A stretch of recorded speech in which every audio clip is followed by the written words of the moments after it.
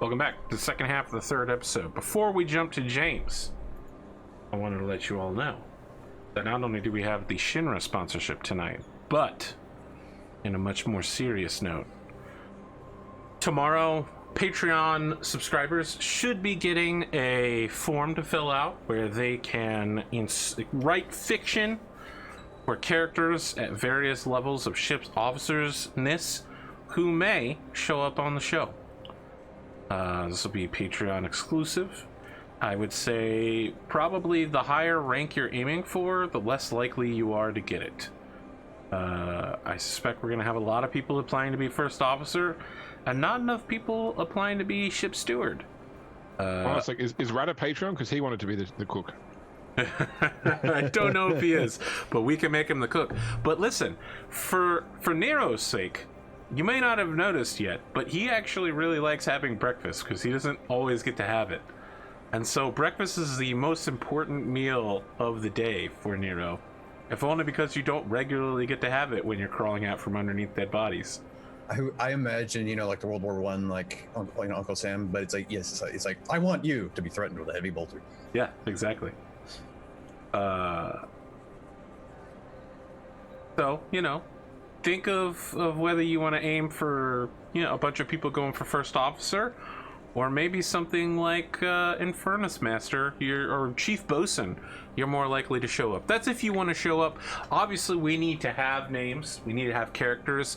And you can help us provide them. So keep an eye on Patreon tomorrow. That's Sunday afternoon. It should drop right around the same time that the new episode of Oath of Men of Steel does. James? Chances are Nero will shoot them. I require tech adepts, that's all I'm saying. I'd like to avoid characters called Bosun Face though, if possible. Yeah, I mean, obviously I'm going to just remove ridiculous entries to begin with, or if someone names a character after themselves, obviously not going to insert that. What if one of them is Connor Hughes? Ooh. The thing about Connor Hughes is you have to change his name slightly.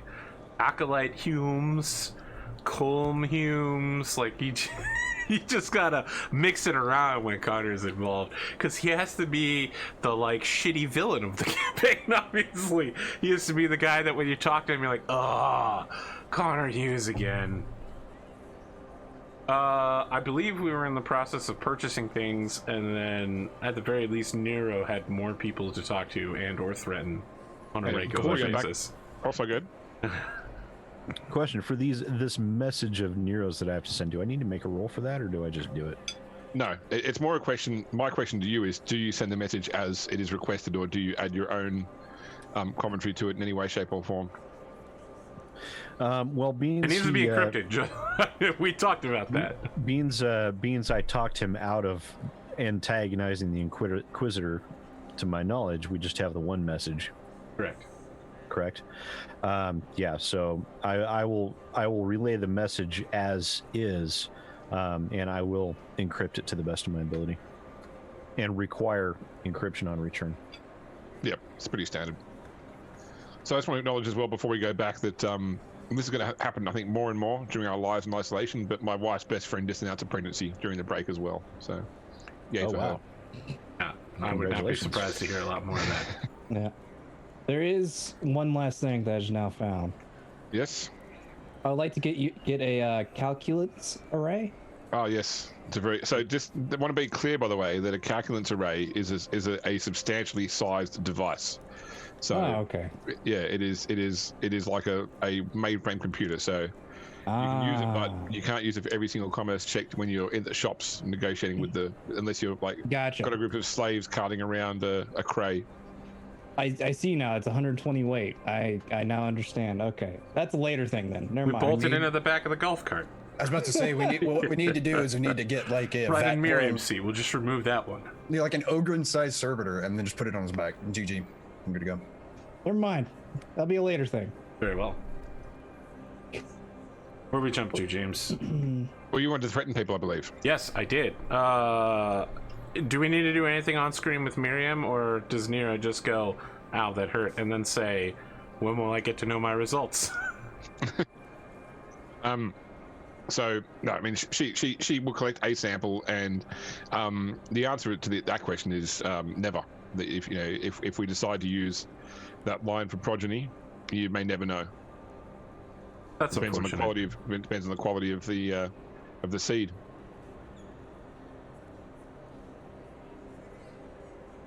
I'm just gonna skip.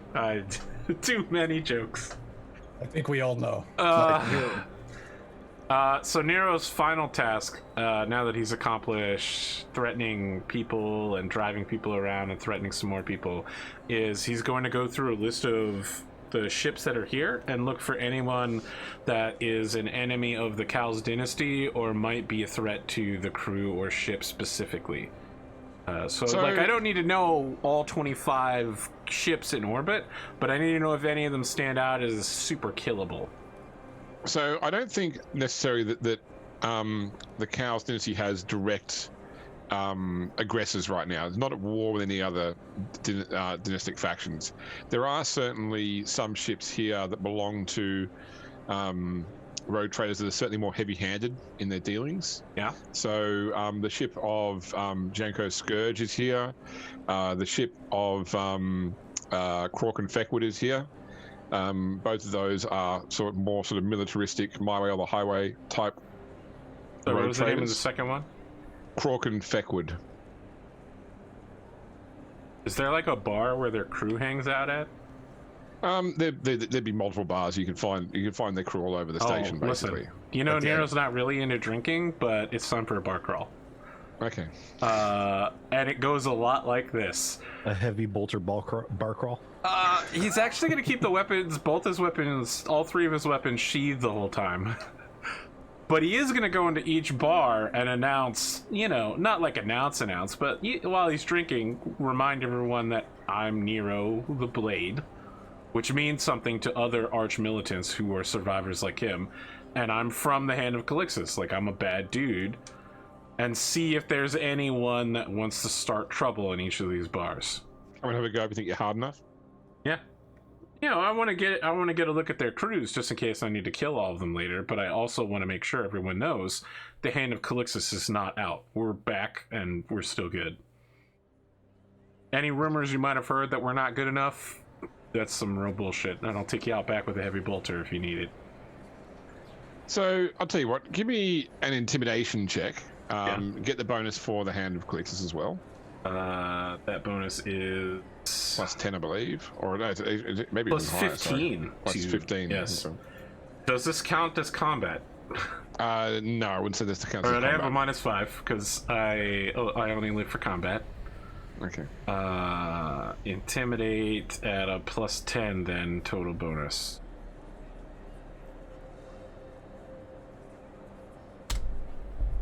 .1 degrees of success. That's it. So that's still a success. Is a success. So, you have certainly cowed a few individuals. So, there are probably people that do sort of try. When you come big noting yourself, they do get into some minor scuffles and such. It depends. Like, people aren't whipping out guns and shooting each other in a bar, particularly because you've got a heavy bolter already in your hands. But if it's sort of like, I'm open to all challenges, there'll be some people like, okay, let's step outside and sort this out like men. That you were able to impress upon a few people your ability. And let's be clear, my ability in this case, I'm a stand-in for the entire Hand of Calixis crew. That's right. Nero was an armsman. That's what he believes. The crew that can beat the shit out of the other crew better is the better crew. That definitely is not true. But as far as us armsmen are concerned, that's what we believe. So I want to make sure the Hand of Calixis is well represented and any threats taken observation of. So. Yeah, that's what he does. Just goes around threatening people and menacing. Yeah, you get the impression as well that a lot of people don't know about the late road traders passing as well. A lot of them just figured she's just not been here for a while. I think that anytime he talks about her, he takes a shot, as we've seen him do before. And the more drunk he gets, the more he talks about how hot she was. So by the end of the bar crawl, he's just like, she was so cruel and ruthless, incredibly attractive. So we know what Nero's into. How was it you described her character to me on by Discord? Do you remember? Oh yeah, I could go look it up. Something about MILFs though, right? Yeah, that's right. Based on what I currently know, he believes that the Lord Captain is a highly successful nepotistic MILF who takes care of her kids. That was the what I processed after what you said to me.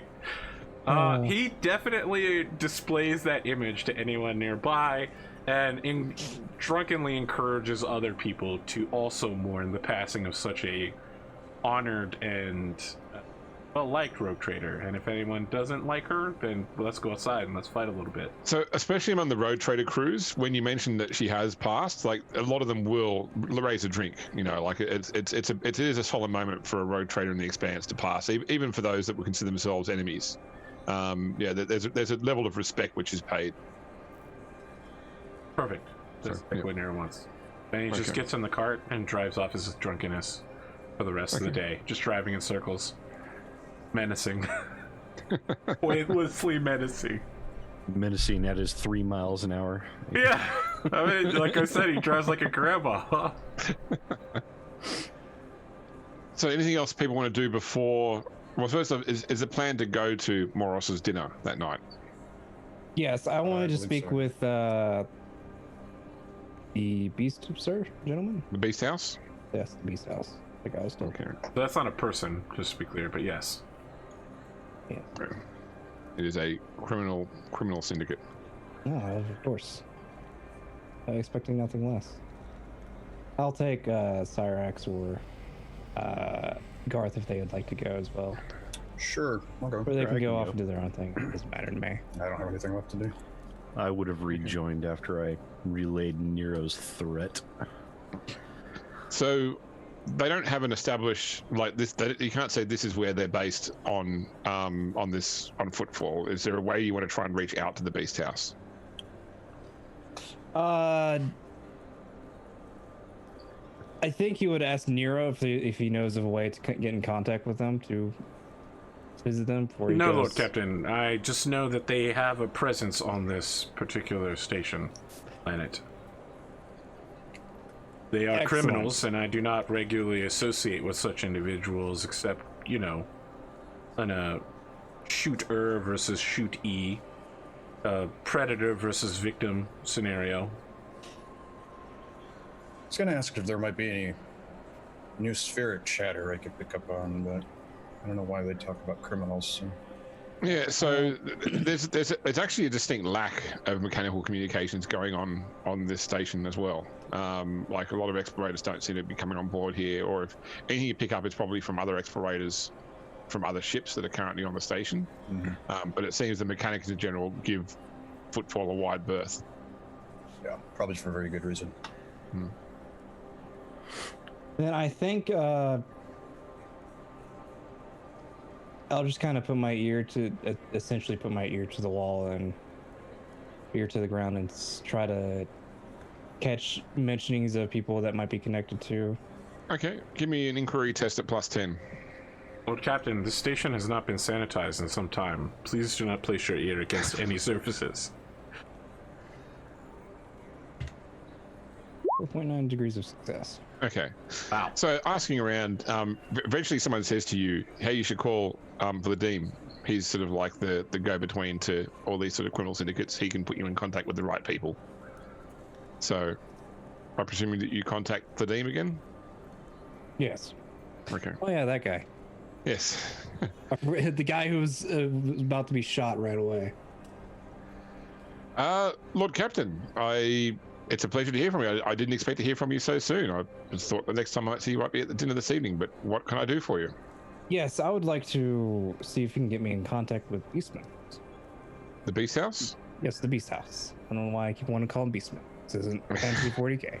Wow. Isn't fantasy Literally, Warhammer. listen, Pondo, you just narrowed your way into this conversation. You're like, yeah, I would like to know more about highly secretive organization of criminals. Tell me what you know about these highly secretive criminals. I'll just keep clicking on you until you start repeating yourself. I mean, I wouldn't say it's unheard of. I mean, an Inquisitor hired a bunch of random thugs to come after us, right? I mean, it might not be an uncommon request, is all I'm saying. So the Beast House certainly operate in the Expanse. Well, they operate from footfall backwards, because the idea would be that They smuggle this is him it, explaining to you. Yeah. So you find interesting xenoforms in the Expanse, bring them to the Beast House. They will buy them and they transport them into Calixis for all manner of things, exotic pets, cage matches. Totally legal, not prescribed by the Inquisition things. You talking about like they did it in like the Eisenhorn books, James? Like where they had those like big cat things? Yeah. So have you got something you're looking to sell, Lord Captain? No, I was just recommended by a friend that will get in contact them before the dinner. Well, so there is nobody from the Beast House on the station right now. I'm expecting one of their ships back here in about 6 weeks' time. I could reach out through the Casbalica to send a message, but it probably takes some time to get a response. Just keep a message for now saying that I'd like to speak to them whenever they get back into the station. So to have them reach out to you once they're in the Expanse again, yes? Yes. Okay. I'll make a note of it here. You hear like the sound of quill on paper. Of course, I'd be confused if I didn't. Very good. Thing with computers here. They get written on quill and paper, then scanned, then sent. I'm glad to see that we'll have a nice working relationship going forward, Lord Captain. Yes. His box clicks off. Oh, there's one thing I would like to do, James. Yes. Because I'm new to the, Cyrax is new to the Expanse. It's not his thing, obviously. Is there a way I could find out if there's been any forge worlds that's established, or what the biggest Mechanicus presence is in the sector? So there's no physical world where this is where they set up. There is an exploration fleet which is operating in the Expanse right now, which is it's a mobile Mechanicus group basically. Okay. That is the main thing which is going on right now. Which I believe you gave me the fleet number for last time. That's right. Yeah. Okay. Yeah.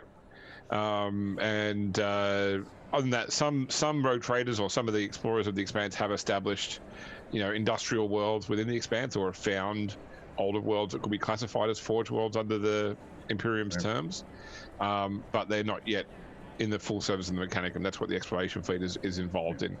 Now, the exploration fleet, from what you can pick up from some inquiries, has rubbed people the wrong way, especially the rogue traders a few times, on the basis that a lot of rogue traders have found interesting tech, xenotech, or particularly archaeotech in the Expanse.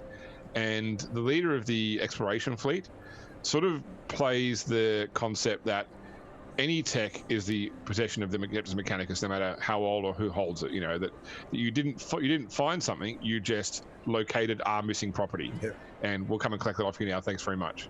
And there's no reward for that, no payment, no service in kind. Simply just you've done your duty by returning sacred technology to the Mechanicum. Yeah. And so that does mean that a lot of rogue traders don't just hand over, don't contact them and say, hey, we've made this awesome find. They try and hide it to make money off of it. Yeah. So, just as a player, how did the Lord Captain handle transiting such objects, right? Her whole deal was finding archaeotech and selling it to the Mechanicus. Yes, so she wasn't doing it through the exploration fleet. She was bringing it all the way back into the Calixis sector and then selling it to a Mechanicus presence there. Understood. Yeah, a lot of a lot of times if you bring them back tech, like certain worlds are best for their certain things. Like obviously as a player, my cover here is that I'm from Ryza, and Ryza's specialty is plasma drives, plasma weapons. So it's very common to find them on rogue trader fleets. You trade, give us stuff, we give you shiny plasma things and keep your ship running. It's my cover anyway. Really is an assassin. No, I'm kidding. I mean, I am the Inquisitor. Little do you know. It's not unprecedented. It happens. Yeah. Plot twist: you're actually 4 Inquisitors, or who don't know each other Inquisitors. I'm 4 Inquisitors in a trench coat. Somehow, I just don't see Nero being an Inquisitor. He is. He just doesn't know. He's a personality imprint. Yeah. There are like 20 other Neros that have been vat grown. He doesn't know. He doesn't know that his real name is Talron Aspects. Hey God. But he's like 200. He's like 200, 300 years in the past. Like, look, man, it's happened. People have gone through the warp, and arrived in a time before they left. That's why you have the auto temporum. I think my favorite is there was an orc that they left. They came back before, like, they returned at a time before they left. The guy killed himself because he wanted a second of his favorite handgun. That's canon. That's a thing that has happened. It's hilarious, and I love it. Just orc Anyway, things. Just orc things. Anything else before the dinner? No, I don't have Are any the other rest of us business. invited? Yeah, he said if we wanted to go. So the invitation that the Servo Skull printed out specifically calls out both Pierre and Garth, and plus their entourage, but it does call out Garth separately from Pierre. We get to be the +2. Well, I am We're the no. +1s. +1s. 1 each. We're not rude. But who's your +1, Captain? That's what I want to know. I feel like Nero doesn't believe he's going to be invited, so instead he sends dinner invitations to Riani and Miriam if they want to go to this pretty good place he knows. Oh, for them to go with him, you mean? Yeah. I mean, so from Nero's point of view, Pierre was invited and not the rest of the crew. So he doesn't know that Pierre might be intercepting any part of this and saying, no, I need X, Y, and Z persons. So Nero is making dinner arrangements for the rest of us that are not going. Mostly so he can intimidate Riani again. Just look daggers at her across the table the whole night. Nero, would you like to join along in the dinner?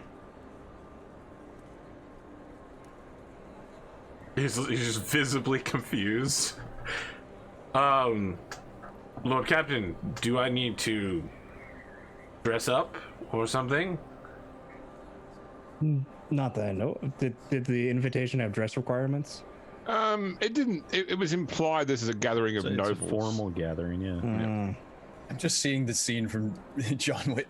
Was this a formal or casual business arrangement? Yes, but knowing the nobles, it sounds like, I'd say not. If they have problems, then Is there anything saying I should not bring my weapons? You might not want to bring open weapons. I don't my go anywhere without suggestion is you weapons. probably should not bring at least the heavy bolt. That's ridiculous. If I have to pick one weapon I'm going to bring, it's the heavy bolter. I've got a bolt I gun you can borrow. understand. And a couple of shotguns. And A couple of I shotguns. mean, yeah, like Nero's just like, I don't have any spare nice clothing, but I do have some spare nice rifles. I apologize, Cyrax. I don't need a bolt gun or anything like that. Look, I'm sorry. Give me a moment. I'll have to cancel my dinner reservations with the rest of the sounds senior to me officers. like he doesn't wish to attend. I feel like I only have one question, Lord Captain. I have here a data slate of wanted bounties, and am I allowed to pursue them if I find any at this party? Somehow I have a feeling that we might see faces that are familiar. I want to say yes, but please wait until after the party. Very well. I will find something that is clean and not stained. Does the bounties say dead or alive? Well, let me ask: does the data slate of bounties say dead or alive? I'd say most Imperial bounties they wouldn't. It's assumed dead. Yes. Bring proof of dead death. Okay. So Yes. that's reward. So, Can I hear this call or this Vox conversation? I mean, he says to Pierre, "It's me." Fair enough. Might I suggest we turn them into servitors and add them to the crew complement? Are we allowed to do that with bounties? I've never done that before. If they don't care if they're dead. I think that all they care is that the person is dead. I don't think they care what you do afterward. All right, I'll try to be careful then, Cyrax. I would hate to deprive you of any, servitors. At least save the head. I mean, if you have to kill them, it's fine. But, I mean, it's very common for criminals who have been sentenced to death to be mind-wiped and turned into servitors, because it's free manpower. Why would you not? I will attempt to disable them in a manner that they can still operate on the organic level. We probably have to replace their limbs and method of locomotion anyway. That's fine. Okay, so legs it is then. Head and torso are all I require. Garth, are you in on this call? Have you made a decision for yourself yet? I mean, I was invited. It'd be rude not to attend. No, I'm sorry, Garth. I was asking where you would like to be killed. It's a running joke. Well, if you want a closed casket or an open casket funeral. Again, Not that I'll those do my make best. I sense. can't make any promises, Garth. Of course, if you turn into some sort of bloated flesh being Nurgle bearer, I will. Oh shit, he wouldn't say I'm Nurgle starting to bearer. have a feeling that the next message I need to send for Nero might be mysteriously garbled in transmission. I think Nero does just laugh at it, like insanely loudly in his cart, so that people nearby are startled. So, no decision yet, God. Alright, very well. I'm hanging up, Lord Captain, unless there's anything else. Nope, that is all. Did you want to invite Riani or Miriam? I don't think we can. I think it was essentially senior staff, right? Well, they're both senior staff. Well, his entourage. I mean, They I are think both in his the four of us. entourage. The four of us. It's not like we have some sort of special I like to status, keep like play a character that prevents that. Why are they not on these calls? Let me start the well. Not that important. Obviously, we can't have Miriam on these calls. She's an agent of the Inquisition, and Data plans are expensive. This is true. we should probably get There's- Riani on these calls, though. Yeah. I've been trying to Maybe break later. her in, scaring the shit Well, out of let's her. wait until we get the extra line put in, so it's not that expensive. More than 4 is a bit too much. We Very have to well. buy Family new. plan and all We that. gotta buy. We have to buy combis that have more channels. Nero God. signs out.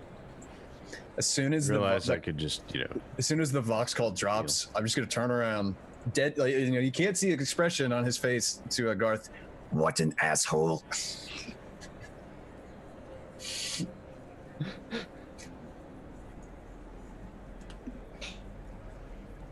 Okay, so later on that evening, Oh man.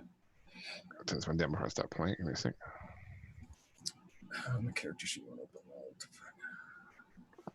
So you follow the directions to the Liege's Court, which is a large dome structure near the Pit of Voices. Definitely has all the sort of flair of a noble house, and there are a couple of guards out the front that first you assume it might be Ogrins, but then you sort of realize they're really just VAT-enhanced human brutes. They're each taller than a space marine, just Muscle. masses of muscle, carrying effectively clubs and big shotguns of some type that have been custom modified for them. Probably actually even Ogren weapons that they've been able to adapt for these brutes to use. Do they look similar? Not sorry to cut you off. Like, do they look like twins, or do they look like definitely different? No, they look like they've just taken a human at a young age and then gone through a process of enhancing them. I was just trying to determine if they were like vat grown or. No. Okay. But and there's like a young man there in a suit who sort of checks the names of the list and acknowledges that you're all there under the invites of either Pierre or Garth. You're taken into a large dining chamber. So there's a big table in the middle, so the table's all laid out with food, but there's no chairs around the table. It's more designed so that you can go and get food from the table and then stand and talk to people. So there's more sort of like chest high little tables to the side that you can stand by with your drink or with your food and chat. Your host doesn't appear to be here just yet. So there's probably about 40 people total in the room. Of particular note would be, so Vladame is here as well. He met before. There is a man who is dressed as like a high member of the church. So like he's wearing the full robes of an ecclesiarch. He's an older man. He's got like a horrible 5 o'clock shadow. Like he looks, his face and skin look dirty and worn, but he does wear nice, well presented ecclesiarchal robes. There's another man who is flanked by more of these brutes who a lot of people are sort of going over to and talking to. He's probably in his 50s, well dressed. He looks quite wealthy. Sort of has like a noble bearing, but the sort of, he's more like a drug crime lord who is extremely rich. So he certainly might live in a mansion and have a rich life, but there's no sort of disguising the fact that he's definitely some sort of crime lord. Scarface tote. Yeah, exactly right. Yeah. There is also Charlebel Armelin is here. There are also 2 more rogue traders who you can identify as Abel Garrett and Crawkin Feckwood. So I'm trying to quickly remember what they look like. I've got their pictures here. So Abel is a man probably in his 30s or 40s. Sort of got a Mongolian look about him. He has a cybernetic eye, long black hair, which is sort of done and put into a ponytail. He wears like a ornate coat, like a sort of almost like a navy coat, and he has a pair of matched dueling blades at his hip. No ranged weapons that you can clearly make out. Crawkin Feckwood is he's got the sort of like the tricorn hat on, the navalman's hat. He has almost all of his face has been replaced with a cybernetic replacement. So he has like a rebreather mask and one eye is cybernetic. Though he has his right eye is still human.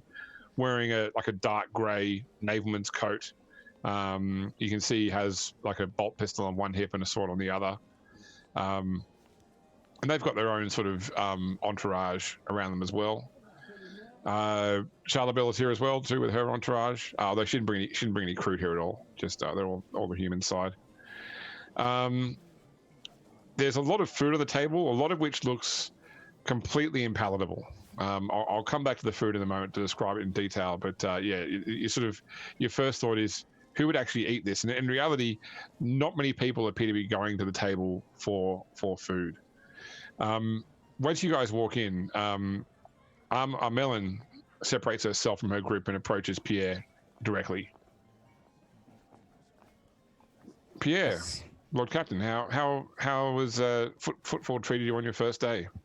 It's quite lovely. I'm glad you could make it. Oh, go ahead. Tell me, did you get an invite from Morris, or are you here on my invitation? I got an invite from Morris. Okay. I was wondering if we might be able to come to an accord on something. I am all Immediately try to scan her thoughts. In the background, Nero has used his heavy bolter on the suspensor as a floating table, and is loading up on food behind Pierre.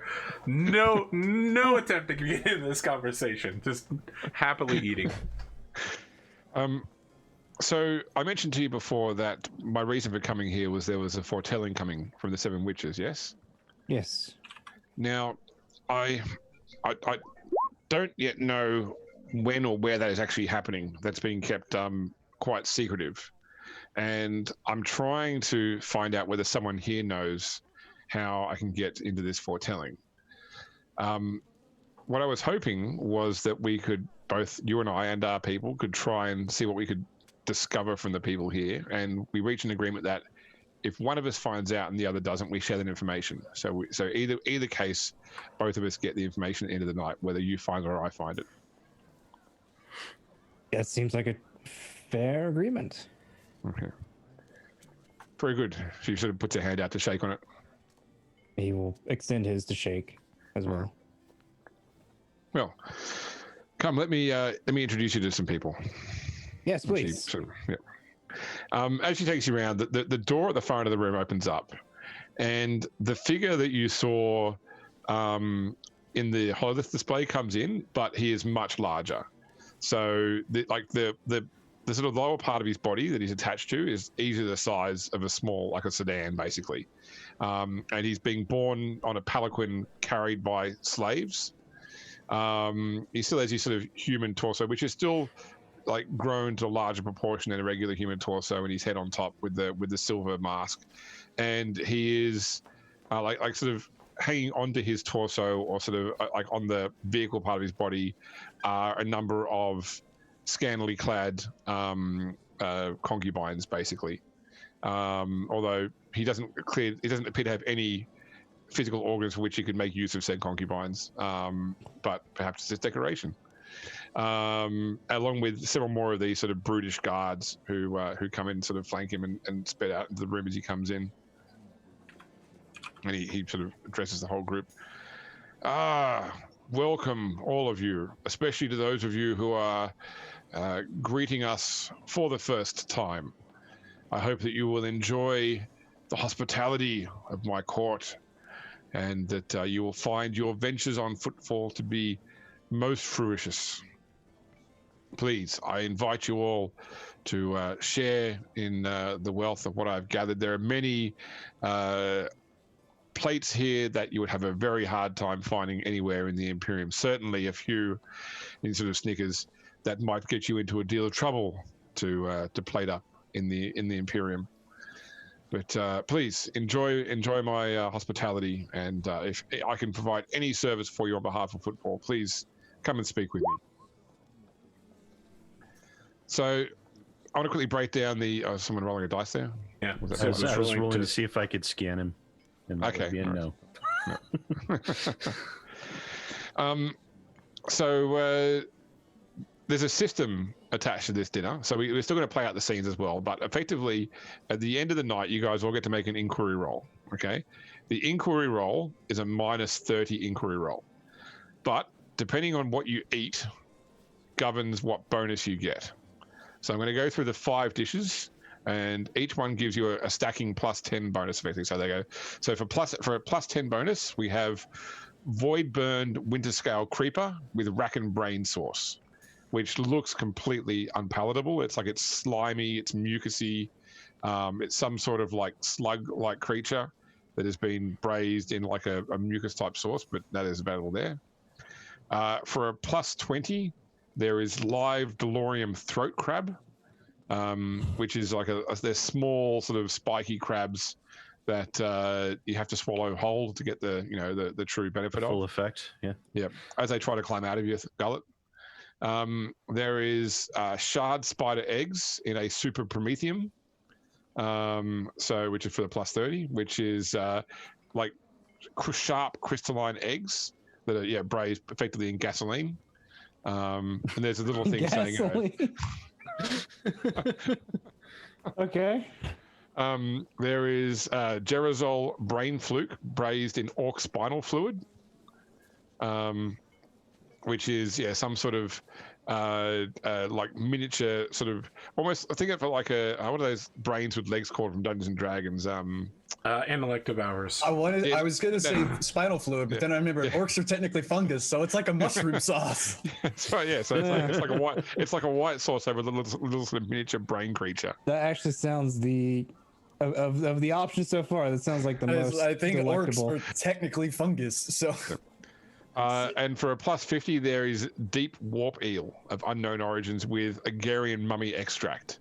I'll go for that one. Just looking at this, you can tell there is something like it exudes an aura of wrongness about it. Like you can feel it down to your soul that there is something disturbing about this thing. It's like early 1900s. Warp eel? Well, like early 1900s, yeah. they would take mummies and grind them up and put them in fucking everything. So James. it's really.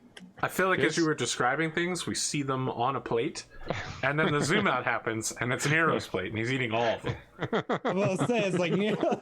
It's like obviously Nero's And just he's getting starting all with these. that Jerizal brain fluke, right? Like he's just Okay. like, the taste of orc is delicious. Absolutely. I will. Had to partake- eat them for rations before.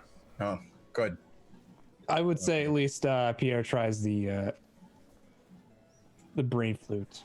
James is going to be like, well, you have 100 corruption now. I'm going to partake of the throat crab, and what happens is I put it up to the bottom of his face mask, and there's like a little door that opens up, and then it just gets like sucked in, and you hear like, if you've ever heard the equivalent of shoving a tree into a Wood chipper. wood chipper. There's like an organ in your mouth. Is that Yeah, it? you just hear like It's not chewing because he showed you his face. His jaw doesn't move, even though he said. But yeah, no, you hear that like that sound, and then he was like, "Delicious."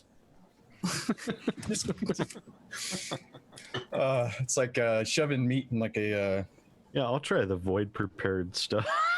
I don't know. Void eel. Why not? The one I ate was the one that void was eel. cooked in Prometheum, right? Yep. So Yeah. we'll come back. We'll come back to the rolls at the end. But so so particular things that people are wanting to reach out to or inquire. I mean, so what if other than information about the foretelling, is there other information that people want to try and find out here, or people like arrangements people want to make? People and by the way, when I said about 40 people, most of the other people are clearly like petty criminals who are trying to play up the whole noble thing, you know. So they're well dressed, but they're clearly out of place here. And Out of their league. yeah, certainly, you pull out your data slate, and you can. There's probably about 10 names on your list. Which ones look like they have the highest bounties, but the least ability to evade heavy bolter shots? Or which ones are worth it? Like, is it worth the trouble? Nero is a strong believer in the Imperium. They're all worth the trouble. Fair enough. So there was an actual noble family present on the planet, right? On Footfall, no. On Footfall, no. These are all just basically. they're all criminals saying, yeah, These are all basically This- just petty thugs and criminals. This is essentially Mos Eisley in space. the reason they've invited you, Garth, is so that you can elevate their presence by being an actual noble. Now I'm just seeing essentially, yeah. Well, like I'm James said, seeing- like the guy who's so- running this is essentially like Scarface. He's like a criminal who's playing trying to play the noble he's game. For the actually most part, pretty much then, I the would- 40K version of Jabba the Hutt. More or less, it's what I understand. I mean, he's a criminal that he's playing it up. For the most Concubines. part, then for the vast majority of my time, I would spend it interacting just with the other rogue traders Okay. because they are nobles. Yeah, I'll go after. Yes. I'll These go after people are Sid. clearly not. Well, certainly, Armelin, she comes across as noble, as does Garrett. Whereas Feckwood comes across as another one of the criminals here. You know, and he spends a lot of time chatting with the other criminals here, and he clearly knows people well. And in fact, he's clearly got some business going on with the guy with the VAT enhanced creatures. The sort of rich, which you can easily determine is a guy who's known only as the provisor. He's a representative of the Tudors, which is the main slavery ring on Footfall. I'm No one knows his gonna name other than the provisor. combeat everybody and say, if you're speaking with the rogue traders, can someone figure out where Jenko Scourge is? His absence is conspicuous. Well, I'm trying to think. I will mingle with some of what would appear to be like more of the higher up as far as the quote unquote nobles. Man, I had a Maybe with some of the rogue traders that are there. Mostly trying to figure out somewhat subtly about the reading, the fortune reading that's coming. Okay. The foretelling? Yeah, foretelling. Yeah. guy that had the facial replacement and the respirator mask. He was One of the That criminals was or a Feckwood. rogue trader? He was a rogue trader, but he looks like a criminal, and I think that the briefing you have on the rogue traders indicates that he's some of even he's basically he puts the rogue in rogue trader effectively. Uh-huh. He makes no secret about the fact that he uses his status as a rogue trader to get away with criminal activity. No. I think Nero is going to spend the night stalking his potential victims. Okay. Also eating all the food. So what does that look like? I think it revolves around using them against each other.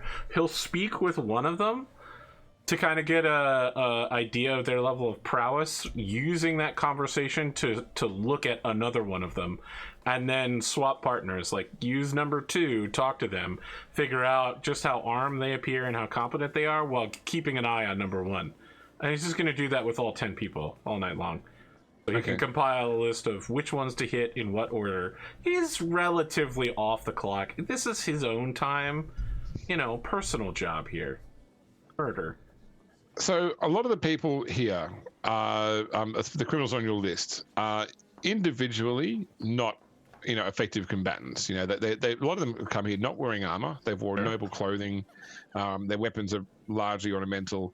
They feel safe because they're in an environment that they control, and they are backed up by their own syndicate / family / whatever it is they might be associated with. So that, the knowledge that anybody that screws with them will have a whole shitstorm coming their way immediately afterwards. They've sort of got that level of safety in their mind. So a lot of them, if it's a case of like, could I gun them down with a heavy bolter in a hallway? 100% very easy to do. It just comes down to the fact that you regularly carry a heavy bolter in plain view around it. You'd be known as the heavy bolter guy pretty quickly. And the blade. Yep. Guy that carries a heavy bolter. That's it. We'll come back to whether I perform these actions or not later after the party, but I just want these people to be aware of my existence and the fact that I'm talking to them, but haven't murdered them yet. Yep. I'm going to be actively attempting to scan every single person I come across without their knowledge. Okay. So Cyrax is already jailbreaked everybody's iPhones in the room. so upgrading them to Linux. Walk into the room and Sid, just set off an EMP. is when it comes time to make the inquiry roll, you can roll it based on your willpower rather than based on your inquiry, if you prefer. That's terrible. Still with the same modifier. Oh, I would very much want to do that. For Garth, So it was traditionally minus 30, plus the food we ate, which mine was 40, right?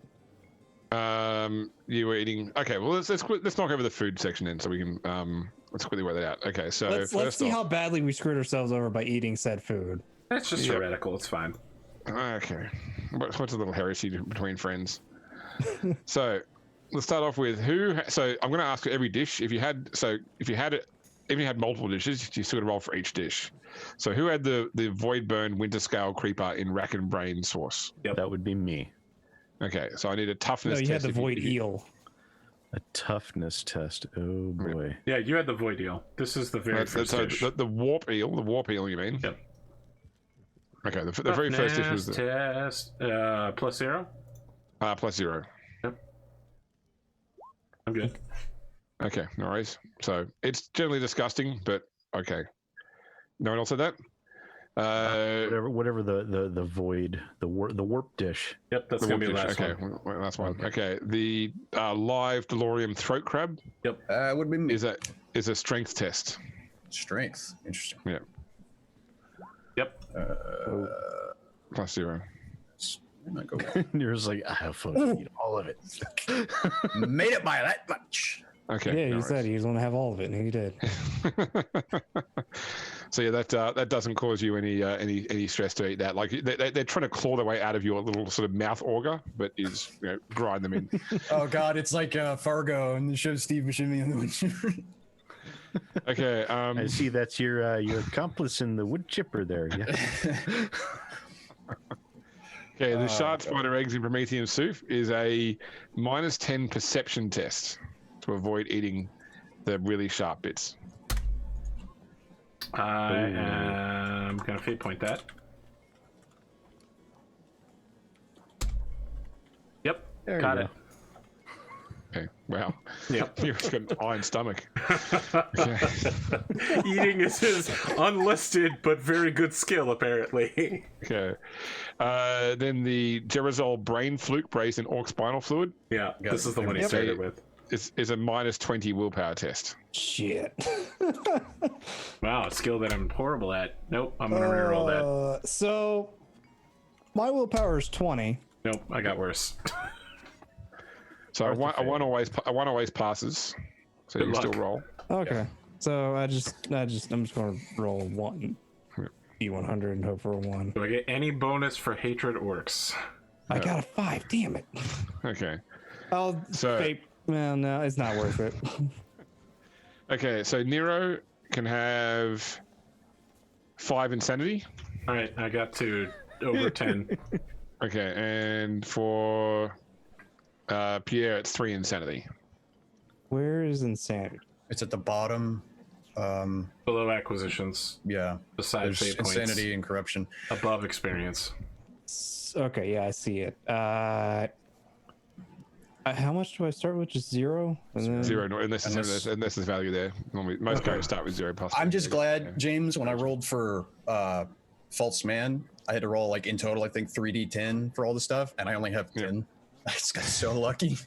Nero is reliving his experiences fighting the orcs, his sworn enemy. So even among the 3 hated types he has, orcs are the primary. He's just remembering stabbing orcs over and over again to death.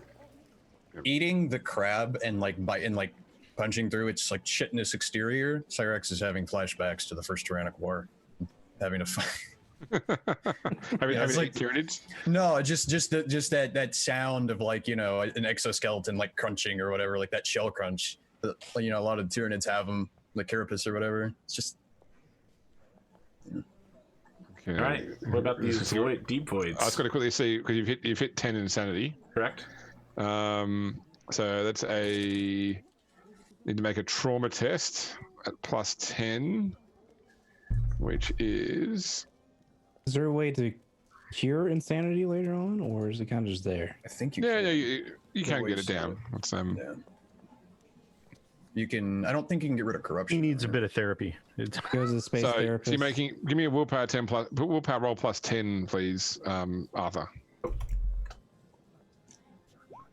I will reroll that with add another fate point. That's what they're there for. Nope. Somehow just can. Okay. So roll me a D100 plus 20. 75. 75. Okay. You you become extremely jumpy, fearful, seeing danger everywhere. You get plus 10 on perception-based tests, but minus 10 to your willpower for the next D5 days. Oh, great! The twitchy paranoid guy is the one with the heavy bolter. What could go wrong? So three days, you are even more paranoid and twitchy than usual. say, how would even? Yeah, how I don't would think he anyone notices. even notice the difference. Oh, look at that, Nero. His trigger finger, his finger is tighter on the trigger. Sorry, Nero- what was the negative? Minus 10 to willpower. Okay, minus 10 willpower. I guess Nero had he had a little sugar high going on there. Did someone give him coffee? That's a terrible idea. Oh, that's right. Just remember, he spent all day drinking. Now he's here. There are things that you can take that will actually counteract drinking. Is there anything else besides me taking the 3 sanity they have to do? No, because you didn't go over 10 points. Yeah, you have to hit a break point. Yeah, that's right. Now, how about the Okay. deep void eels, huh? Now, the deep void eels. Okay, so the deep void eel are a minus 30 toughness test. Oh, jeez. Holy shit! I will use my second to last fate point. Nope. Almost got it. Did it? Want to try that again? Yeah, I'm gonna fate point that.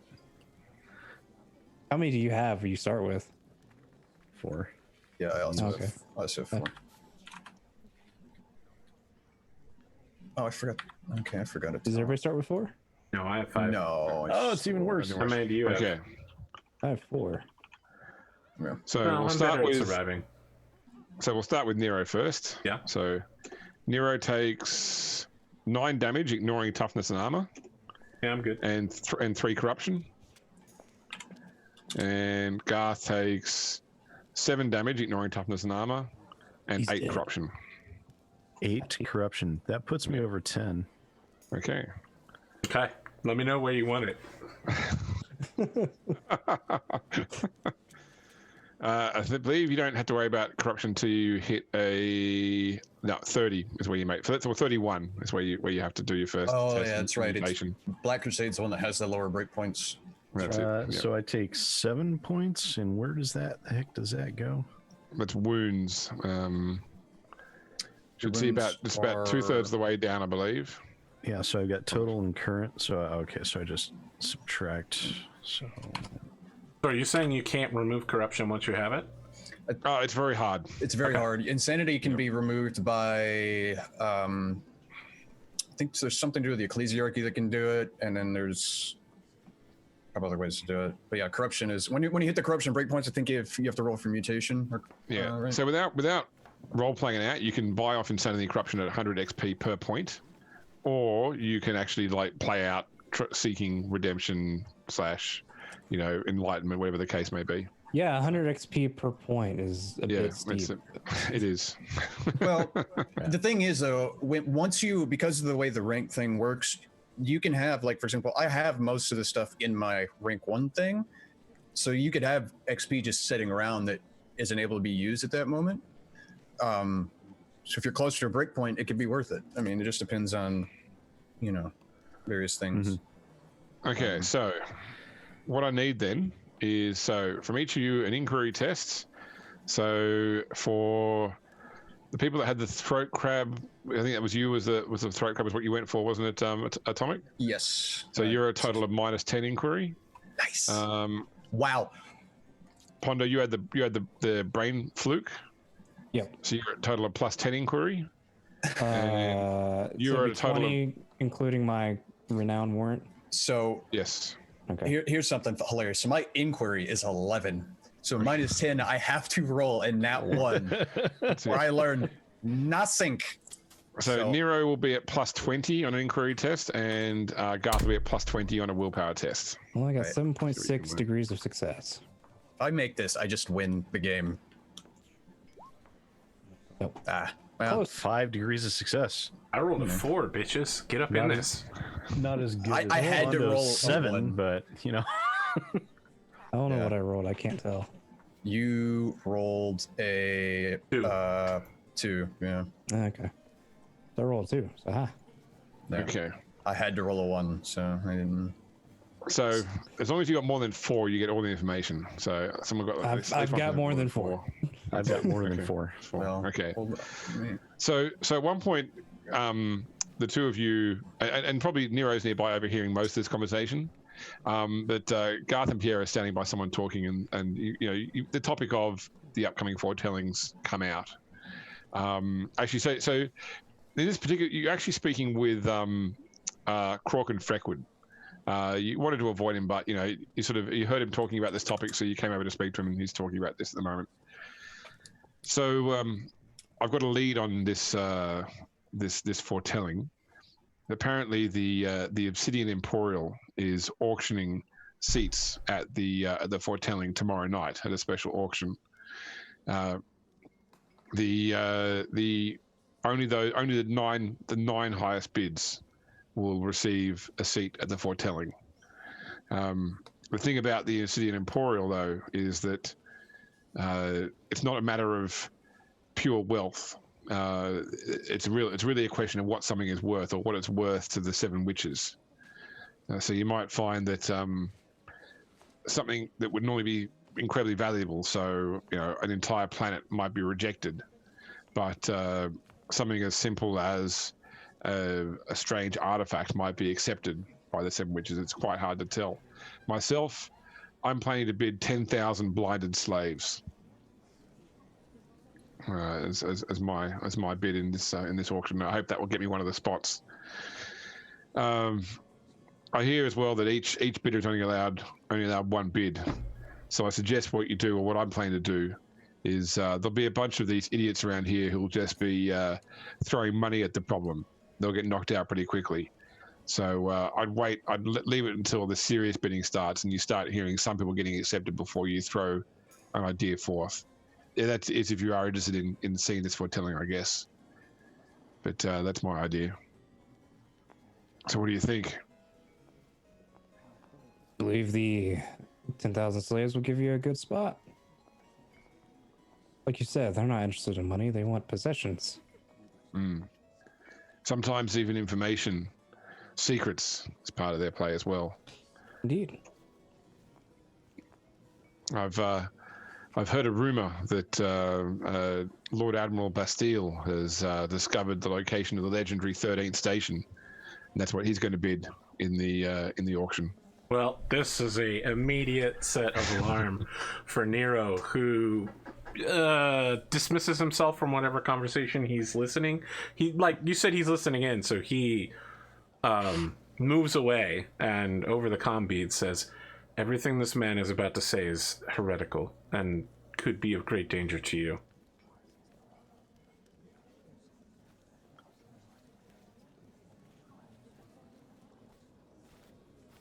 Thank you for the information. All right, well, we'll see you out there in the void, yeah? Indeed. Watch your back, Captain Cowles.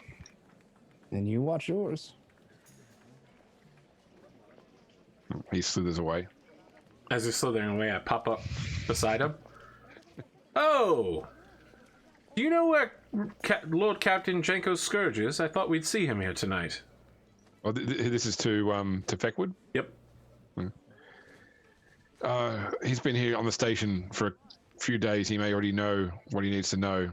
He was invited, but he may not have turned up. That's not like him, is it?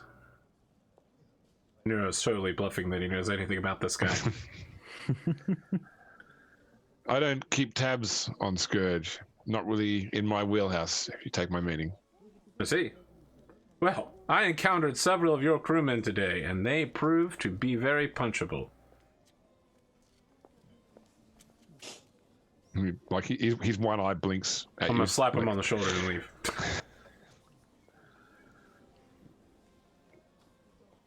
He sort of watches you as you leave, but all good. Just shake my head imperceptibly.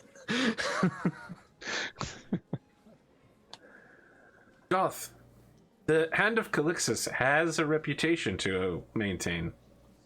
We're better than everyone else, and they need to know it.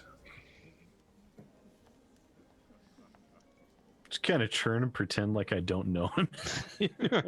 Garth, Valance. Yes, you. Yes. Just wandering away. I'm just gonna follow you. It's only because you were using your psychic powers, Garth. We'll say that Feck would only sort of, you were able to lead him into talking about the fact he was going to bid 10,000 slaves, because you read that from his mind, and you sort of managed to pull at those conscience and strings to get him to say that as well. Excellent. All right, Charlotte Bell does find you towards the end of the evening. All right, I've found out what's happening, so I'm good to my word. I'll tell you what I learned. I'll tell you what I've learned. Compare notes. I believe we have a great deal to share. There's an auction tomorrow night at the Obsidian Emporial for one of 9 spots to see the foretelling. Indeed. Apparently, I've not dealt with the Obsidian Emporial before, but apparently they are more interested in more ephemeral or esoteric items than items of pure wealth. Yes. So I think I've got a few things in my collection that I would consider parting with that might be of worth. Yes. They'll take information as well, but I at the moment don't have any information that I'd like to part with. Information, secrets. That one, whatever his name was, is apparently planning on putting up 10,000 blinded slaves. I wish you the best of luck, though. Yes, well, was it something that you'll bid in, Lord Captain, or is this something that would interest you? There's nothing at the moment that I would like to part with. Nero pops in and says, I was thinking of bidding.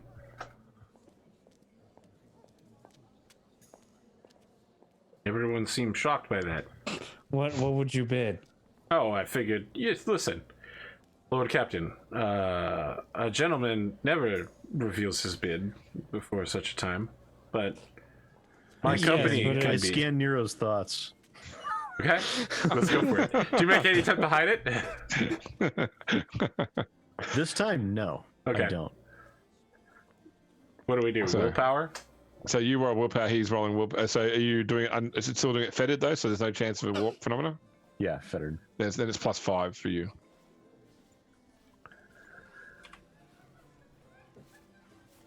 Nero also would have been rolling at -10, I believe.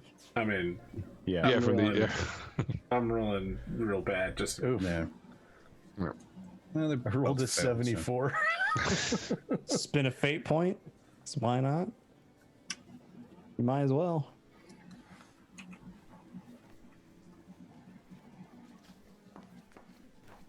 Yeah, might as well. Yeah, okay. There we go. Hey. So, Nero's bid is one night of passion with him, which he believes to be extremely valuable and perhaps worthy of taking one of the 9 seats. Certainly, it will be such an unusual bid that no one will see it coming. Just kind of look. I just scan. I mean, him and Nero then- makes eye contact with him when he knows that Garth knows, and doesn't say or do anything. Yeah, does Garth It's have a just I just specific stare at him as like I don't verbalize any of it. I just look at him as does Garth make go a get him, spec- Tiger, make and a I walk specific off. face or anything when he's trying to mind read people? Does his third eye open? Pew, pew, pew, pew, pew. that's navigators. Yeah, He- yeah, with the, That's right, sorry. he wasn't hiding at this time, so I mean, more so Nero would sense it in his brain it was being, but I'd say that probably in most cases with a fettered roll, probably it's not obvious. Okay, I just didn't know if he had a tell or something. I Or if he mean, might his have noticed. tell was I scanning mean, Nero. beans, I pretend more often than not that I can't actually see anything, and my head is always slightly downcast, as what you might typically see with a person who is actually physically blind.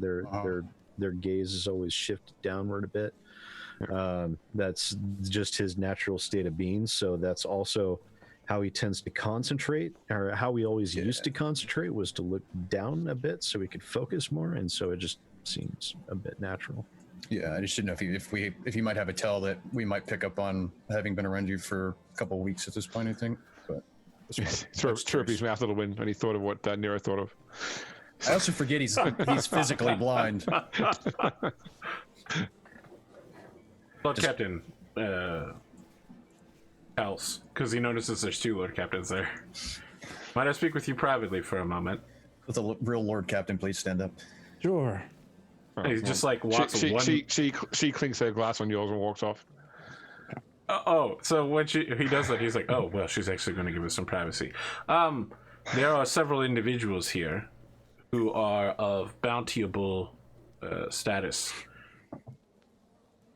Were I to capture some or all of them, it would cause an uproar in the local criminal community. These men all have warrants for very serious crimes in the Imperium and are hiding here. I would normally simply murder all of them with absolutely no sense of remorse because they are filthy criminals, and it is my duty to do so. However, earlier today, Garth cautioned me against taking such unilateral action. So if I can interrupt just quickly, with your 3 degrees of success on inquiry, I'll say that probably one of the guys you could say is punching above his weight here in terms of he doesn't have the protection he thinks he has, and that you've got what you would consider to be an easy mark. There is one who would be an easy mark, but with your permission, I could take some or all of them, or just that one if you prefer, or none at all. I would say get the easy mark, leave the others be for now. And if we cross paths later on to require it, then So be that, but for now, just get the one. As you wish, Lord Captain. We want to play our cards very close at the moment as we build connections. We could build a lot of connections by killing all of them. We The thing about also can creating a make a power lot of vacuum enemies. is you get to choose who goes into that vacuum. I don't think we have the possibility at the moment. We're not that known yet. You can make it known to those who have the new position that they can choose to bow to you or suffer the same fate. You're a rogue trader, Lord Captain. These people are street criminals. I would hope that you remember that you are so far above them that they are nothing but ants to you.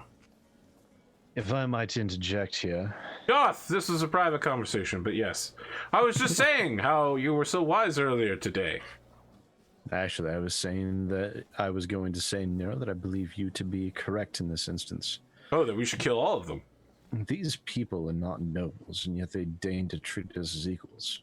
They're very clearly not such. Nero's just like pointing like, yeah, that, over there.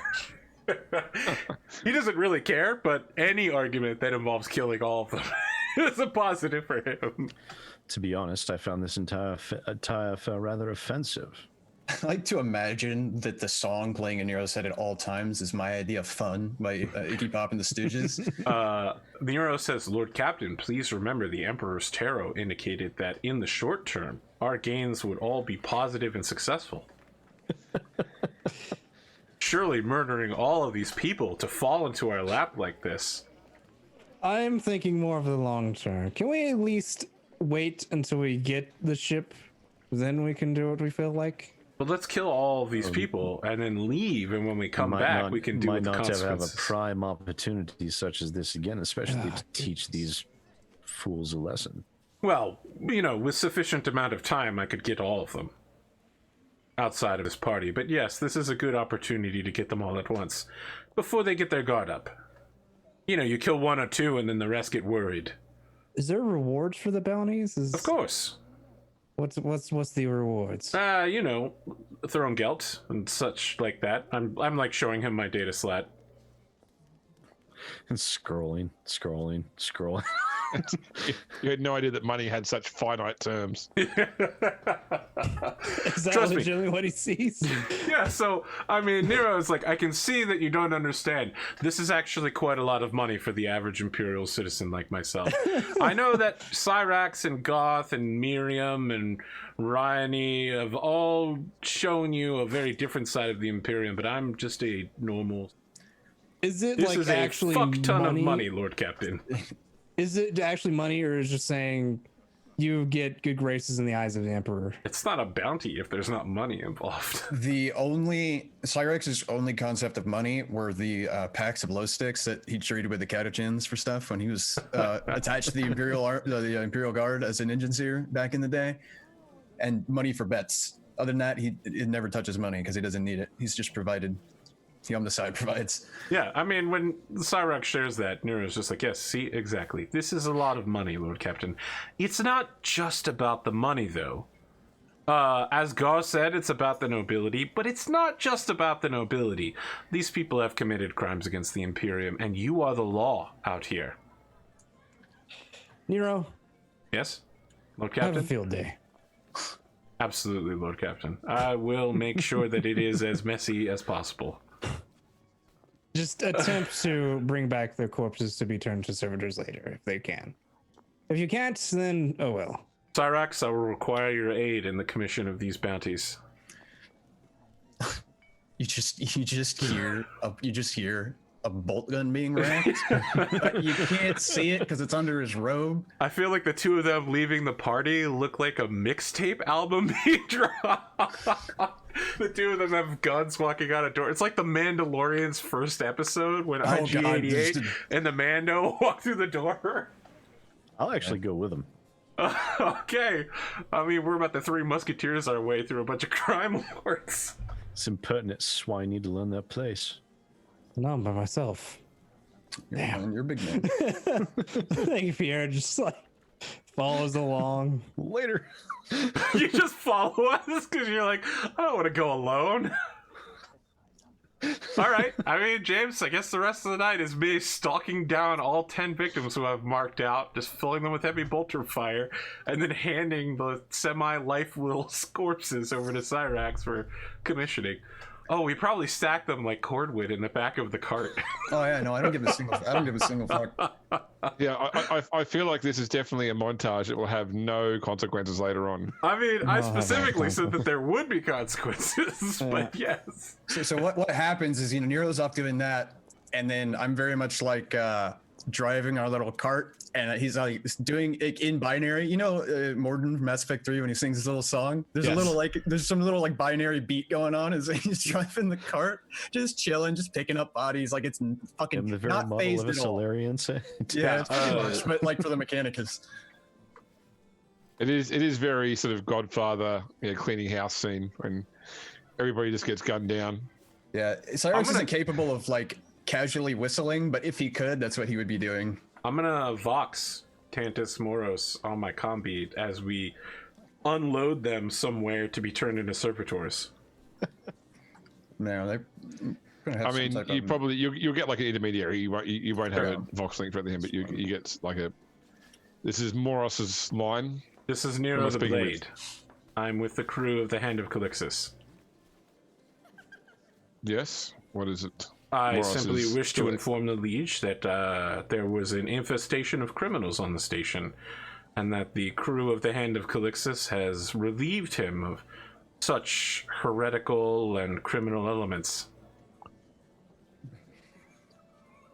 Could you give me a list of the names?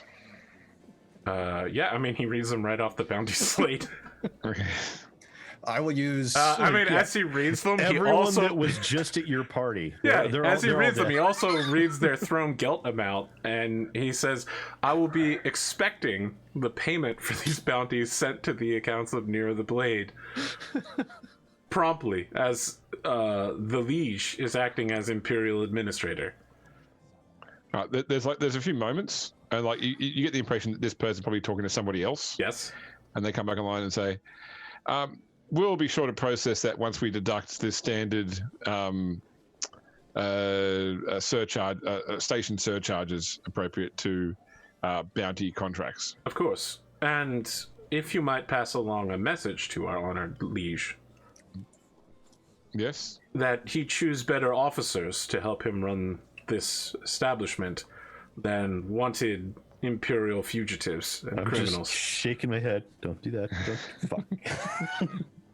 God damn it. That will be passed along.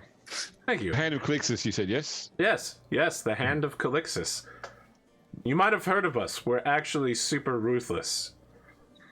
Very good at murdering people. My name is Nero the Blade. That's Nero, Julius, Augustus Bullet. Very good. Connected with him telepathically. He's like, you're going too far. You're going way too far. What was your name, sir? Dial it down. Dial it down. You're up here. Ajax. You about here. Thank you, Ajax. Was there anything else? No. Enjoy your evening. Please enjoy your evening as well, knowing that the station is so much safer now. You look at as you look at this, it's like, oh, there's like a guy, but here, no, Ajax something, is on my list as well. I'm sure there's no relation. I hang up.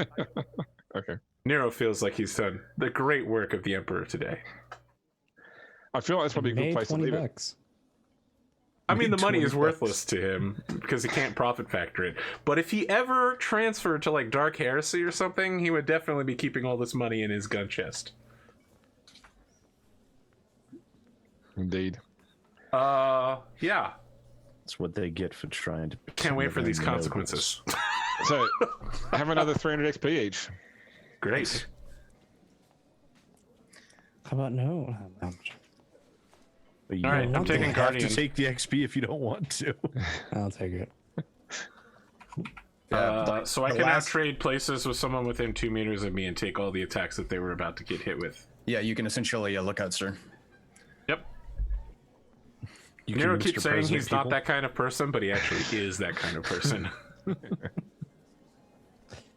What He'll is Mr. President up. what are primitive melee weapons? Swords, knives, anything that's not like a chain weapon, power weapon. So just like your literally just your basic medieval weapons. Why would I want that? Because you can have, I mean, because they're like, you can take them and then you can put like mono on them, and I mean, they're easier to conceal because they're not bulky. Like I have a big ass knife on me, you know, can be useful. Fair. Plus, they're great for threatening people, or if you need to like do like the spec ops, slash somebody's throat. I mean, without we nobody literally knowing. just had a dude show up to the party with no weapons other than dual blades. Yeah. Abel Garrett. Yeah.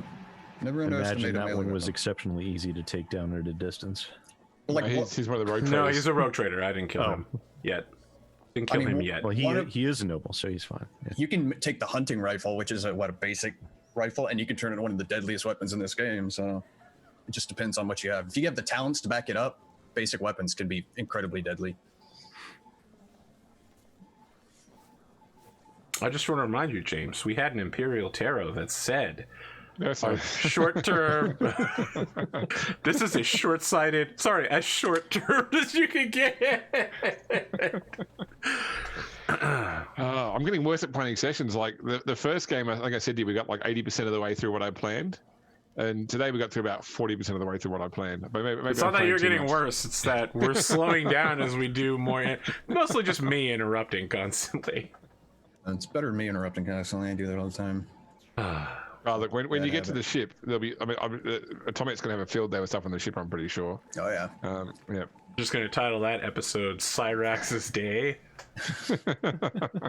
Oh no, Cyrax's I'm day essentially gonna walk into like the engineering and I'm just gonna go full big dick. Like either, you know, take my orders or I'm gonna jettison you out of an airlock. This is not a democracy. So is That's it what when I'm we've sorry. spent 1,000 XP, we move up to the next tier on the... 2,000, because you start with 5,000 and 7,000 is the break. So Okay, once sorry, you now spend I got- 2,000. understand. We should have 950. Yeah, 5,900. Yes. Yeah. Okay. Just wrote it down. Yeah, I'm at 950 XP because I had 50 left over from character Is creation. there anybody that does not have Secret Tongue Rogue Trader? I do not. I think it's like 100 XP. Yeah, I remember it. He It didn't might be- understand what was going on at the It might beginning. be worth spending it just for future use. I think you misunderstand. You I don't know how much it underestimate costs the for you. hilarity factor for that. Well, yeah. but I mean, Just me being not fair. completely unaware of what the hell everyone's saying. I feel like Nero's never gonna stop trying to get you to have that though. Like you have to be a member of the Hand of Calixis, Garth. It's a requirement. We have to be tough and we have to threaten people. I could just mind link with you. It's not that difficult. Damn it, what Garth! What? Look, There I'm are doing it right requirements. now. You have to be scary and you have to kill people. I'm Often doing at it right random. now. You didn't even notice that my mouth is not moving when I'm speaking to you. because Oh I'm my speaking god, your through mouth my isn't moving. mind. Neither is mine. We're both talking with our minds. This is I just insane. love that. I just love that I had a chance to use Cyrax's actual voice. Garth, tell me what I'm thinking about now. Breakfast, breakfast, breakfast, breakfast, breakfast. Bacon and eggs. God damn My it. god. You're You so look into good. Cyrax's brain, and it's just like a Vietnam flashback, just constantly. This thin layer of breakfast, and then you get into the weird stuff. Yeah. Damn your Eye of Stomach, Arthur, as well. So many successful roles there. Thank you. You did pretty well. So even though it'll probably never come up, James, I forgot that this part of False Man, I have Kim Guild, so I'm immune. Any seduction roll automatically fails, and I get advantage on the charm tests. The enemy gets disadvantage. Yeah, I forgot about that. Not that somebody's going to try and seduce the tech priest, but you never know. You never know. That'd be a power play. That would be a power play. Well, it's No one would- it's Gotta a have weird. new tech priest somehow, you know? Well, there's a book called it's one of the Titan books. I think it's called Imperator Fury of the God Machines, I think. And there's actually some tech adepts that are still mostly human who there's a romance between them the entire time because they're still mostly human. I mean, until they replace stuff, they're still human. They have human, urges, wants, all that sort of stuff. But yeah, I was growing in a tube. Okay. Makes me wonder, does Cyrax have a belly button? I mean, he physically doesn't anymore, but did he have one to begin with? Well, it's like Space Above and Beyond, that old show from the 90s where they had the Vatborns and stuff where their navels were on the back of their necks. I have no idea what you're like talking the Matrix. about. You don't know that show? Space Above and Beyond. Interesting. But yeah, I have the false man thing, so I was grown in essentially Vatborn. They James, have you listened to the Belisarius Call book, The Great Work? Have you listened to that one yet? No, I haven't. Yeah, it talks about the guys who are vat grown. What they essentially do is once they reach like a certain age, like, where you'd first be able to speak, they literally just line up in rows. They're going down conveyor belts, and there's a Magus Dominus who's sitting there looking at them and determining their fate, just whatever, left and right, just arbitrarily, like what they're going to be. It's actually pretty good insight for like that early type of life. It's pretty good. Is everybody good for another episode next week? Fuck yeah. Yep. Okay, let's do outros. We can Reverse hopefully order. get through the remainder of this episode next week. Man, it's pretty good. Like, Look, the start of the next episode is the liege being like, okay, well, now I send like hundreds of dudes to come kill you. And it's just going to be us hiding behind boxes, firing unlimitedly at a bunch of gunships until finally we walk out. We're just like, I guess we own the planet now. That's it. We're going to take over the I wouldn't planet. be opposed to owning a planet. Well, the Lord Captain owns 3 planets, but yeah. Garth my is like, no, I want family my own owns several. private planet. It's a vineyard world. My family owns several is a planets, vineyard. but I don't recall if I actually have any of my own. I don't want a have to planet. I look just that want a up. space station. James, start with you for outros. How did you feel this episode went? Obviously, you think we didn't get very far in it, which could be true. No, I look, feel like we I'd got a like lot to- accomplished. I'd like to plan further ahead than I think I'm going to get to anyway. So that's the advantage of in case things get skipped. So we're not going to go to the dinner. We're not interested in the foretelling, whatever the case may be. I had the ability to sort of move ahead as far as possible, and I've got pretty much everything written up until the point that you guys get the ship anyway. Because at that point in time, it's really okay. Now, where do you want to go? Here are several paths in front of you. And I'm trying to create those paths now so that you can go back to them when you want to. But a big part. It's really, as I said, it's more of a roller coaster getting you to the ship, and then it's a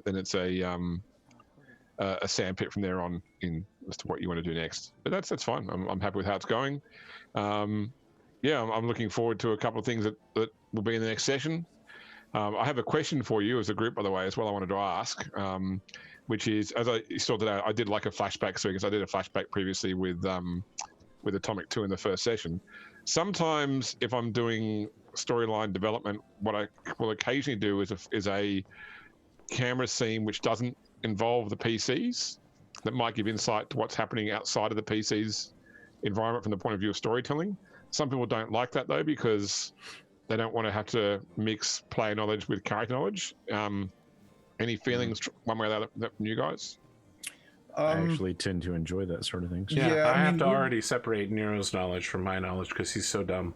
Yeah, I mean, I have to do it anyway because I'm like you, James. I've read most of the books. There's like just stuff that, I mean, I don't think anybody here has a problem like break like being was it meta? I guess I think we're doing a pretty good job of keeping it separate. Yeah. So I mean, I'm all for it. I like more exposition. It's never a bad thing in my opinion. Just means you go see me while playing with me sometimes. That's all. I mean, That's the ultimate job of player characters, is to force the GM to have a conversation with themselves. Isn't that like the goal every time? Yeah. Absolutely, yeah. It's why the golden rule is to not have two NPCs in the same room. I don't know if you know this, but I was actually planning it tonight by having Miriam and Riani at the same place at the same time.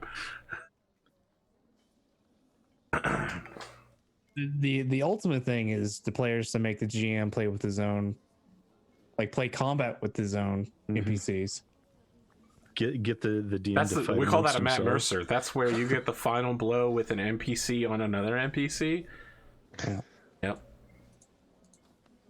Essentially, you just watch the DM playing with toys at that point. well, I mean, it was like Now do the voices. Do the voice. I want to hear the voice. your game Pondo when you had what's his face who always tries to grapple everything. It's he got enlarged person cast. I'm gonna try and grapple the dragon. Use the fucking sword, man. Is that Dom? God damn it! No, it's me. We have an No. NPC named Griff who has what is it? The grappler Griff. feat. Griff, Yep. sorry. And he's just constantly like punching things and trying to grapple everything, and it's like just stab it, because I think he's gotten one good grapple, and then that's it. I am doomed to not be able to grapple with that guy because His rolls aren't great. Because I rolled a 19 with a +5, and the dragon had a +5 to him. I was like, okay, the only way this dragon is going to not get grappled if he rolls a 19, roll natural 20. Yeah. I'm like, well, fuck. Yeah. This is the one thing this NPC does. He can't even do it. Hey, he has talents or feats to facilitate it, and still can't do it. But it's I funny. had It's just- advantage. I had inspiration. No, I didn't have inspiration at that and I time. think you had bardic inspiration at one point, but Yeah, I got it was after that, great. It was- unfortunately. yeah. But it was funny just watching a couple of NPCs you had. They were all big, trying to grapple this fucking dragon. God. This is going to be great. The dragon wouldn't be able to fly away, grappled. No. Yeah. Still I mean, bad, but so. I think somebody in chat was saying they did cutscenes as well. So, I mean, Yeah. exposition's never bad because there's always going to be more stuff than we know about. So it would be a shame if it went to waste, so to speak. Listen, I have a huge pile of notes that I'm keeping. I got my murder journal of all of the people that need to die in order to avenge the Lord Captain. I'm trying to unravel James's mystery without accidentally causing myself to become incredibly corrupt and insane. But just wait until I start that'll be bringing Mechanicus fuckery into play. I feel like I'm going down a really dark path with Nero. Originally, he was supposed to be like this very solemn guy, and now he's just become this ridiculous, dumbass clown. I think he's Of kind of murder. just like the guy, like he's almost like he's super excited to do his job. Yeah. That's his like one purpose in life. So he's just very headstrong, just like focused on one goal at a time. I want him to be like a silent monk, and maybe when he gets on the ship, that'll happen. Or it But might now take I some feel type like of event to- everywhere we go, people absolutely need to be shot in the face wherever he goes. So Welcome to 40K. Well, what's that going to change once you get in the ship? everyone on the ship is my family. Yeah, but I mean, you Except still for want to go Garth. to places where you're going to feel like I need to shoot No, everybody. Garth, you're part of the ship. Until you get possessed by a demon, and then I'm going to blow your head off. Yeah. No, well, I mean, you'll still be part of the ship. It's just I want to know what you want your funeral to look like. He's going to get shoved in the exhaust stack and blown out the back of the ship by the plasma drives. Look, you got to make sure. If he gets so- possessed. If he That's gets so possessed. specific. If he gets possessed, you got to make sure. Like, burn it with holy plasma. Like, I'm a tech priest from Ryza, all right? Plasma is almost a religion. We use it for everything. I think Nero needs a crisis moment. That's what I was gonna say. It might crisis take of like faith, that's something. it might take something to like smack him in the face, and then he's like, "All right, I need to tone it back a little bit," or whatever. It's sometimes you have those events happen, but I mean, it's It was fine. like next session, hundreds of people come to kill Nero. Cyrax is very like he's No. watching Nero do these things, and he's taking notes in his own way. He's observing. He's learning from your Straightforward the things that you're execution. doing. Yeah, and I'm just like observing and watching. Nero Listen, needs a door without a heavy bolter-shaped keyhole. I was gonna That's all. say, like, the thing is, I know Nero seems ridiculous to us, but in character, he has been unusually effective at everything he does. He is uncovering mysteries at a pretty good rate. He's piecing together an investigation that a dumb like him shouldn't be capable of. And every time he comes up to a problem, it turns out that death is a solution. Yeah. James, you got anything else for us? No, that's it. As I mentioned last session, I got a new shop just after the last session last week, so that's on there now. And if you hadn't heard, by the way, they've announced that the PDF of Wrath and Glory will be available next week. The new one. That's it. That's it. I'm interested. Yeah, we'll see what they've. And then The Lord Captain, let's do your outro sequence. I am Ponder or Pond the Mad. You can catch me YouTube, Twitch/Pond the Mad. Or you can catch me here Thursday nights with BattleTech, or Sunday nights with my Gestalt game at 8 p.m. Eastern. Almost did that backwards. No, I'm intrigued with the mysteries. I'm very intrigued by the Archaeotech cruiser, probably is what I'm imagining, because I was thinking, I was like, why would she purchase armor and utilities to repair a cruiser if they have a frigate. So cruisers It's bigger probably and not for better. that. It's definitely Correct. for the thing that she found. I mean, Nero literally told you it was exactly that. Yeah, I knew it was exactly that. And Yes, then I but know, Nero wanted to make sure you knew. Yeah. yeah, and then I know more about that said cruiser that I have not informed you about. So I'm interested in getting into that, but first is probably the yeah, we need to get this thing at 100% efficiency as as high as possible. So it's going to be a bunch of servitor, slaves, tithe people, No. working the ship. You disappoint me. Slaves? Get them working now, and then then replace them with better later. Slaves are temporary. Indentured servants are a thing. No, Pondo. Once you Today's own slaves another are tomorrow's fuel. prison. Wow, you gave this some really dark stuff, guys. Can I ask quickly, on Roll20, are those like little data sheets on each location of any value? Yes, I read them. Okay. Yeah. Oh, the agreement. Sorry, I was like that. Okay. He's talking about the backgrounds that we use. I know. I was looking at my handouts. I'm like, what do you? I remember that he was changing the maps. I was like, yeah. I got it. I got you. Yeah, no, they're interesting because I know in some ships, like you can literally just bring up a hologram around the planet and it shows like all. Is it more or less what you have on there? Like if you have that data available, so I like it. Got anything else?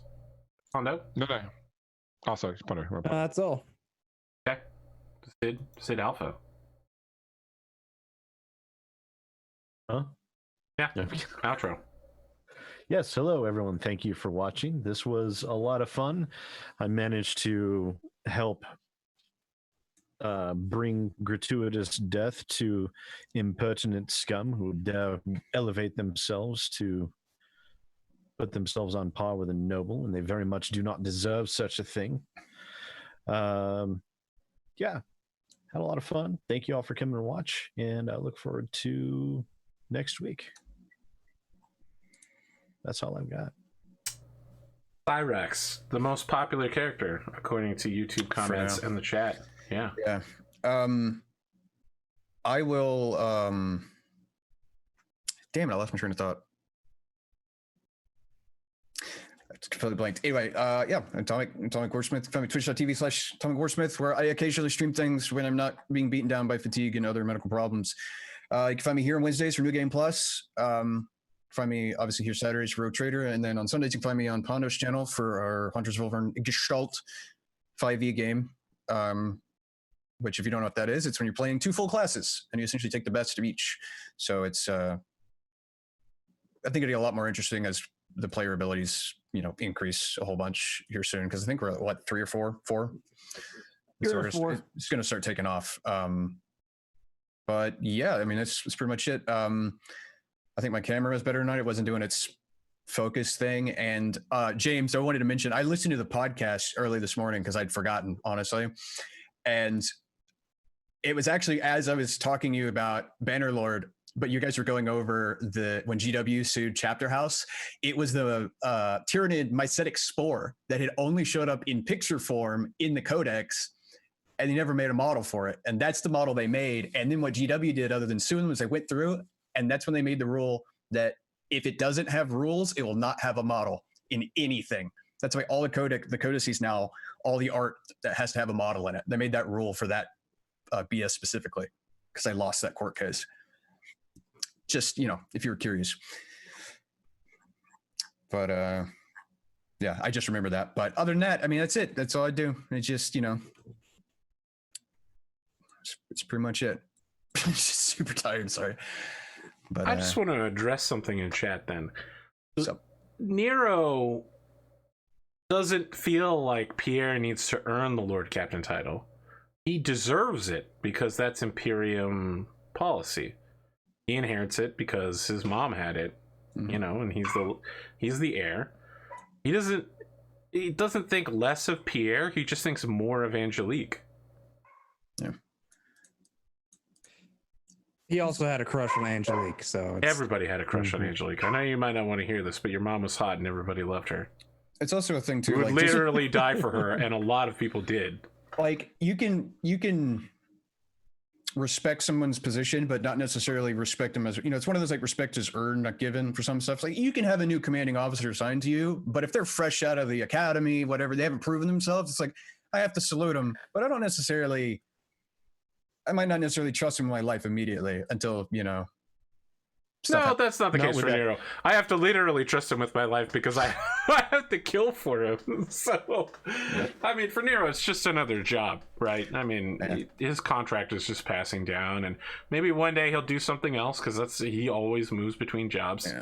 That's why the Throne Guild is useful. I'm kind of indifferent to the captain at the moment for the only reason that technically, at least according to the book, I have the equivalent authority in the Imperial space that he does.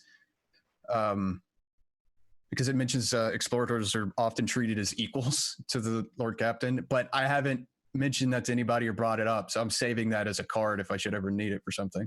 You mentioned it to me. I feel like letting Nero go fucking wild in, not specifically Pierre's name, but in the name of the ship to kill all of these criminals, has raised his esteem to a significant level. Yeah. He doesn't need self-deceptions like Garth's. They were pretending to be nobles. All Nero cares about is they were fugitives of imperial justice, and now they're not. Yeah. I am a noble. No, I am a noble. They are not. How dare they? Yeah, exactly. Well, those are things that people like you care about because you're noble. Yeah, I'm very much. I was made an explorator because explorators generally are the ones, they can be plucked from anywhere. It's the ones who have the more open mind and are like more of the adapt and overcome. That's why he didn't say anything about those guys being heretics. They might be heretics, but there might come a point where we need them for something. So killing them. I gotta tell you, if anyone ever tells Nero they're heretics, he's gonna be like, yeah, well, now, you know, this weapon system on the ship, how precise is its targeting array? Yeah, exactly. So I've seen, I know Nero has a lot of combat experience, but like Cyrax is like what 167 and he's been in what 3 segmentums now. He's been in a couple different wars. He's in the follow-up of the Sabbath Worlds Crusade. You know, like he has a lot more. All right, Grandpa, listen, what you did in the Angevin Crusade isn't relevant anymore. We have new Imperial doctrines. I'm just saying, he's seen a bit more, so he's a little bit more open-minded when it comes to letting things pass if it serves a greater purpose in the end. Look, just because you're older than the ship doesn't mean you know more. No, just experiencing more of the galaxy means he knows more. I could tell you, Arthur, by the way, that macro batteries, when fired at planets, are accurate to within 10 kilometers, and lances are accurate to within 1 kilometer. Yeah. So that's close enough. Not enough to take out an enclave. We'll need lances are what you use for close fire support. That's pretty close. I mean, for firing from hundreds of kilometers away, that's pretty close. Well, thanks for that, James, but we're going to need something a little bit more accurate. 10 kilometers. I mean, short of I don't listen. Landing Space Marines. That's about it. I don't think. I mean, Nero if you pour down enough fire, eventually you'll get it. Nero doesn't believe that the Emperor is God, if only because he ascribes the gods to be the Chaos Gods, and that anything that calls itself a god is probably super evil. But he believes in the Emperor, and he would never want to accidentally damage the statue that's at the center of this. Just facility. Make sure Cyrax doesn't hear that you don't think that, because they view the Emperor as the physical embodiment of the Omnissiah. So, well, I mean, Nero believes in the Omnissiah and he believes in machine spirits. Oh, then good. He doesn't believe that the Emperor is a god in the same. The Emperor is his own thing, not a god. He's the Emperor. Well, I mean, that's a common view of it. Like, that's what the Astartes have, is they view him as a very powerful man, but not a god. And that's exactly. Why at odds with the ecclesiarchy. That is precisely where he got his view from. That's why Calrak was always like, every time somebody calls him a god, he's just like, It's like Emperor himself said he wasn't a god, and so they go by that. So if you know that, the Imperial truth, not the Imperial, what's the Creed. Imperial Creed? Yeah. All right, we'll be back next week, best we can. So stick around. Do what? I mean, look, we'll find out about if we ever suffer any consequences for our actions. So far, we've been pretty good about that. Oh, of course we will. It's just when and how. It's just a matter of time. We'll see. thing about consequences is that consequences aren't immune to heavy bolter rounds. Or plasma guns. Exactly. Hand You won't grenades. be able to set foot on footfall again. It'd be a shame if that station's reactors initiated self-destruct. Yeah, I was gonna say, if we can't get back on football, something might happen to the current liege to get, That's a nice station you got there. It'd be a shame if somewhere to happen. Yeah, to it'd be a shame if a real Imperial administrator had to replace you because of a sudden vacancy.